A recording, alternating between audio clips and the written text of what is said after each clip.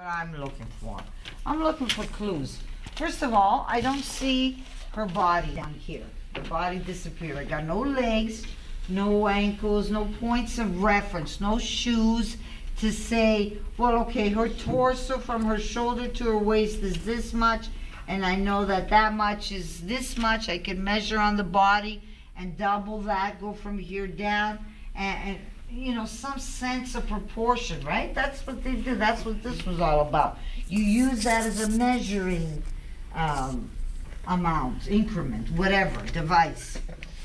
So what do you think? Now here, which she's got no legs down there, what are we going to do? We see that the big hip is there, bending. I see her waist is here bending.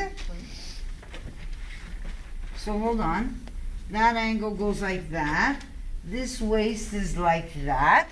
So if worst case scenario, I could measure and apply from here to here and measure down if I needed these kinds of, this kind of help. So here's my waist. Hang on. So from my waist to my big hip here is what? 7, 8, 9 inches? 7, depending on the blocks, 7. And so if I look here, maybe I have 2 of those. 2 and a bit. So I'm going to go down from here. You need little tools, little helpful ways to find out how to figure this out when I'm not around, or the book. So I got 7 there, plus a couple more we said, right? Go to 9 is there. I don't know, does that look right? Let's see what that is. What does she got there? I've got 16 inches. What do you think? That's to me, shorter than the last one? Again, I can't see, but I bet you that's her knee somewhere in there. Because I'm looking at this stance, what kind of a crazy, I mean, the body poses, right? Certain things. We're not doing this. This is Those crazy poses that nobody can do, huh? It starts at below her waist, this dress. Well, her top, I think, is covering it for a certain portion. Oh, okay. You see where her waist is sitting, where it's bending? Yeah, Picture beside it shows yeah.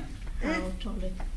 That's below another her waist. skirt. Sorry, that's not the Another same one? skirt. No. So that's, I mean, that's a way of coming to the answers, okay? Ways of figuring it out. But I'll tell you something, that these sketches and most fashion sketches are stretched out, okay? When I was in school, I guess 30 years ago or whatever, and I was doing drawing, figure drawing, we used to have 7 heads. How many heads do we have now? 9. Yeah, 9 heads. We've stretched the body by 2, which is not realistic. And it's all great. It makes them look all lovely in there, and their legs are nice, and everything's great. However, when it comes to pattern making, sometimes we don't have enough space to put in all the features that we find. This one's a great example. She's got this, she's got that, it drops down. There's a lot happening here, and it may not all fit on the actual pattern, the scale of the real bodies that we're making patterns for. Not these stretched out, long figures that have lots of room to put stuff. You can put those layers on, and a 5-foot person comes in and tries to put the same outfit on. It doesn't work, okay? It just doesn't translate, okay? So, I don't know what the conclusion is. What's the answer? I'm gonna go with 18. I think that's a fair compromise. Going 18, and I wanna throw some ham allowance on this thing and get on with my life. Sorry girls, I gotta draw right through 18 inches. I'm gonna write it down. The last skirt we did was 18 too. Did no? we? Okay. This one seems longer, Are doesn't we it? consistent? I don't know. Doesn't that look long enough? Yeah. Well, they don't help much. What good are they? And they're wrong half the time anyway. I gotta point out all the stuff to you. Don't worry about it. I got your back. Okay. So, what's gonna happen? A little bit of flare? Yes? Yes, Mary, let's give it a 1-inch hem. Since we don't know what the actual fabric will be, I think it's safe if I put a 1-inch, and then I can reduce it if I need to.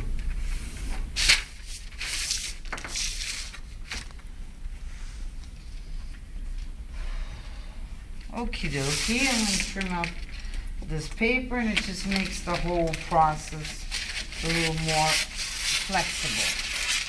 And how's it going at home? You're taking over your house, trying to find room for your pattern making? Yes? Oh, yes. Okay. Yeah, dining room table, good old classic, can't go wrong with that. Dining room table in the garage. Oh, nice, lucky you.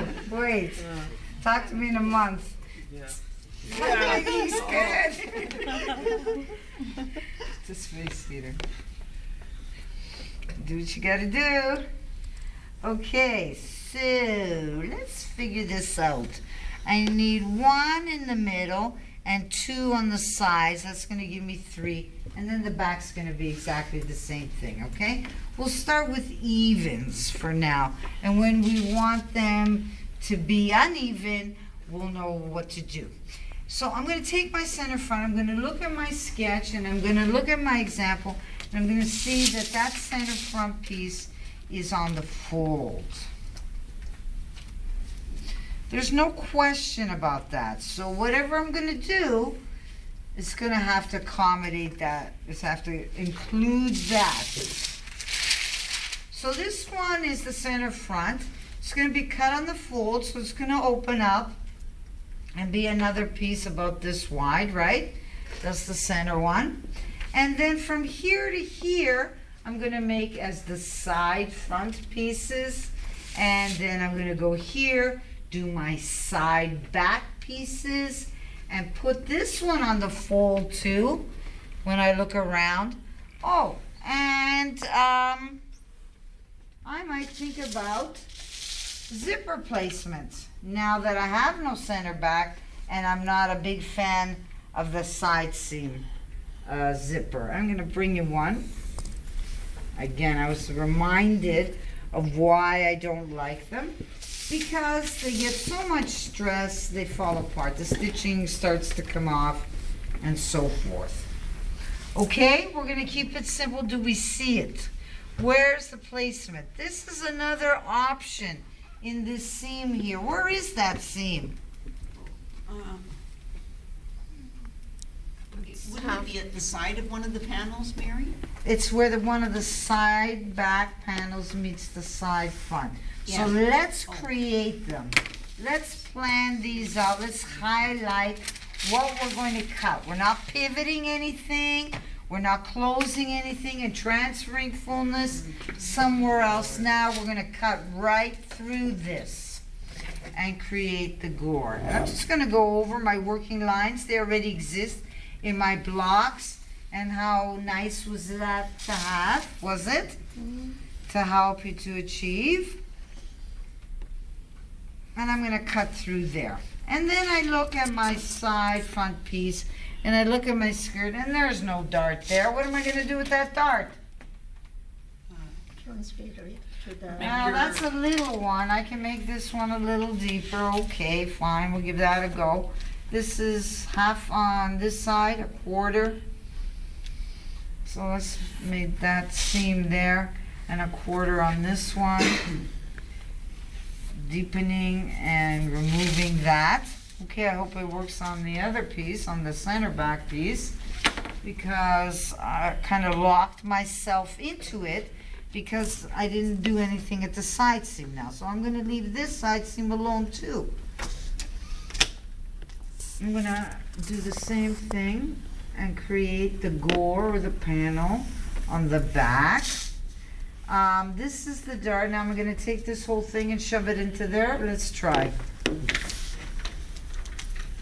Because this one's deeper, is bigger, and that's half. And depending on fabrics, guys, it might be a little extreme. And how would I know for sure? It's pretty extreme.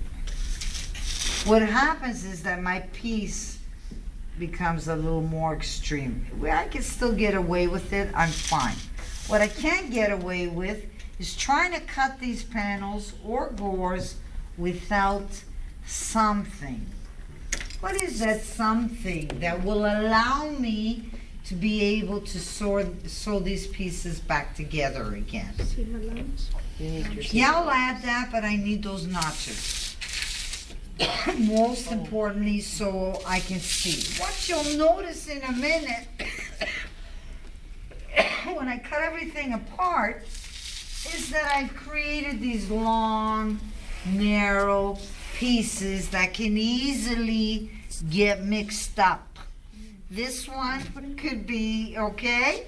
And so you'll find that when it comes to developing your style of notching to identify pieces, we're going to use sort of a code of notches that you may also want to maybe number your pieces. That might help you. And have your own system, whether you like to start from center back and move that way or whatever. Again, you're going to develop your own style. Most importantly, these notches. Okay, I'm going to try to follow my rules and my spacing. I think will be okay. And then I'm going to cut and get to this.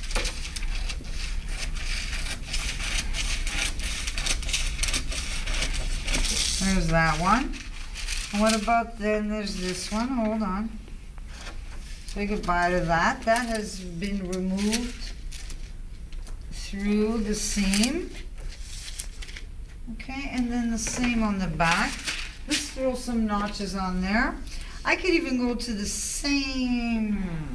I don't know. Usually I need something for the side seam now. What am I going to do here? Where are we going to put the zipper?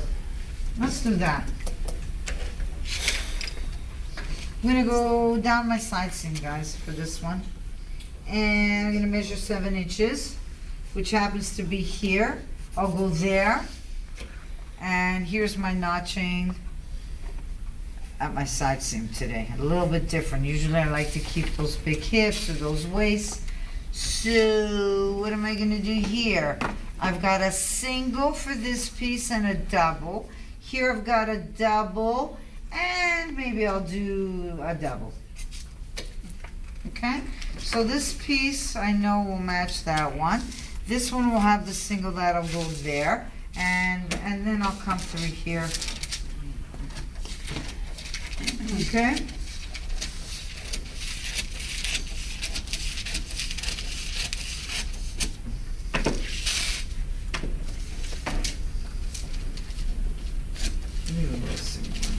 There. Now, because these are seams, I'm going to have to add paper, seam allowances. And if I look at that sketch, I think we had a little bit of flare. So I think we have our fill of flaring opportunities. Just watch, let me open up and grab. Okay. Is there tape in there? Sorry, no, I don't. Gotta grab some tape. Oh, my head is killing me. Everything is killing me. Okay. So let me start labeling. So while we do this stuff, we'll know what it is that we're looking at. And this one is the 6 gore skirt center front. And the center front is now what? Cut? Still cut 1. Okay, cool. Let's do this one. I'm going to use the second working line in there, people, as a grain line for that side front and that side back piece. Let's get rid of that now. Done. And this is the 6 gore. Good, thank you. Side. Front. 2. Come and do this one as I forget. 6 gore. Girt. Side. Back. Thank you. Cut 2. And that one's done? Nope, there's one more somewhere.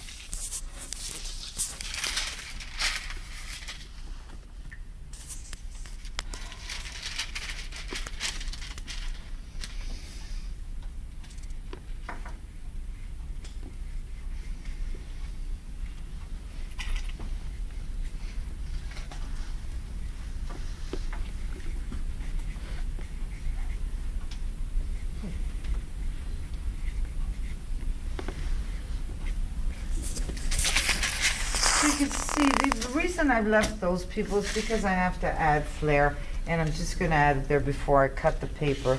But you can see how this piece and this piece could be mixed up. In a minute from now, when you finish the pattern, you have it tested and ready to go, you're gonna cut this out in fabric, and then you're gonna remove the paper. And what will be left to tell you how to take all these long strips. How many strips will there be? 6 strips, yes, exactly. 6 gores, and you have to put the pieces together. The only way you have is you'll take this piece, it's fabric, no information, just a snip. This one will have a double snip. And you'll say, okay, does this, no, it doesn't go. So let's try something else. And you'll keep looking for the snips that match up, okay? So let's just leave that for a second. Let's cut and paste here, add on 1-inch flare. How much, what does all that mean? Remember how quickly we saw our flare adding up? No, that was the